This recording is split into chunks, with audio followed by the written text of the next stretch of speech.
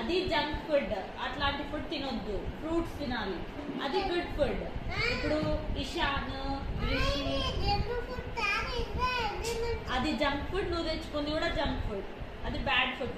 అట్లాంటివి తెచ్చుకోవద్దు. ఇప్పుడు సాన్విక బనానా తెచ్చుకుంది, గుడ్. రిషి వాటర్ మిలన్ తెచ్చుకున్నాడు, గుడ్. ఇషాన్ వాటర్ మిలన్ తెచ్చుకున్నాడు. ఆద్య కీరా కుకుంబర్ తెచ్చుకుంది, గుడ్. ఇట్లాంటివి గుడ్, అవి bad. Bad food, junk food అంటారు. అది